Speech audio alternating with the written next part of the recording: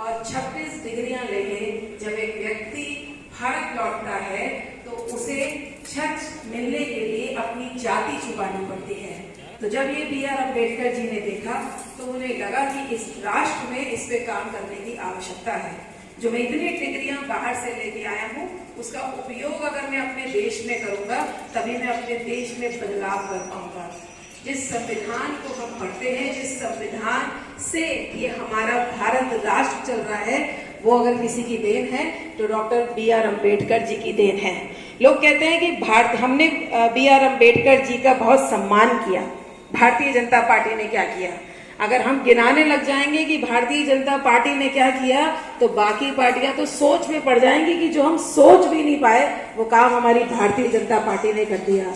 तो ऐसी इतना सम्मान और सोच अगर किसी ने दी तो सिर्फ भारतीय जनता पार्टी ने। वो जहां पैदा हुए मध्य प्रदेश में महू में, वहां से लेकर उनकी एजुकेशन जो उन्होंने लंदन में ली, हर जगह स्मारक बनाने का काम अगर किसी ने किया तो भारतीय जनता पार्टी ने किया। Doctor B R Ambedkar ji को भारत रत्न दे देने का काम किसी ने किया तो हमारी भारतीय जनता पार्टी ने किया। और तब भी हमसे ये सवाल पूछा जाता है कि हम भारतीय जनता पार्टी के कार्यकर्ता या भारतीय जनता पार्टी के लोग ध्यान नहीं देते हैं और हम सिर्फ श्रवण जाति को ही प्राथमिकता देते हैं।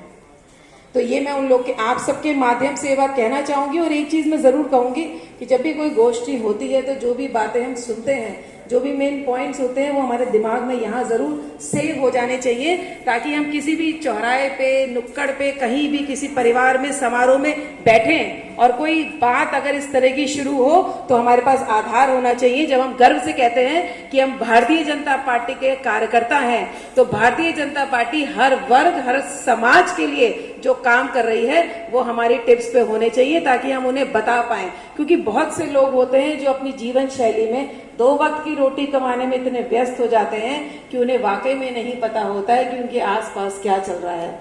हर व्यक्ति को चिंता होती है कि मेरे परिवार का पेट पले। तो ये हमारा कर्तव्य है, बीजेपी से जुड़े होने के नाते ये हमारा सौभाग्य है कि हम उन्हें जरूर बताएं कि भारतीय जनता पार्टी ने क्या क्या कार्य किया है। उन्होंने doctor B R Ambedkar ji की सोच देखिए कि उन्होंने जिस संविधान की रचना की वो संविधान अधिकार देता है एक निम्न वर्ग के व्यक्ति को भी सपने देखने का और साकार करने का कि इस देश के सर्वोत्तम पद तक तुम जा सकते हो। ये है हमारे भारत के संविधान की ताकत। ये भारत का संविधान हर एक व्यक्ति को ताकत देता है और ये संविधान की ताकत ही है कि देश में प्रधानमंत्री भी महिला रही, देश में आज की तारीख में प्रेसिडेंट भी महिला है और चीफ मिनिस्टर्स की तो महिलाओं की गिनती नहीं है। तो ये संविधान की ताकत है। ऐसे संविधान के रचयिता जो हमारे doctor B R Ambedkar ji हैं, मैं उनको शत नमन करती हूँ। और मैं सबसे कहूंगी कि जो संविधान, आज कोविड आ गया, इतने वॉर्ड्स हो गए, लेकिन हमारे संविधान की ताकत है कि हमारे संविधान की वजह से हमारे देश को कोई हिला नहीं पाया। इतनी बार ब्रिटिश ने भी हमारे देश को लूटा, लेकिन उसके बावजूद भी हम आज दुनिया की 5वीं अर्थव्यवस्था बन के उभरे हैं। तो ये हमारे संविधान की ताकत है।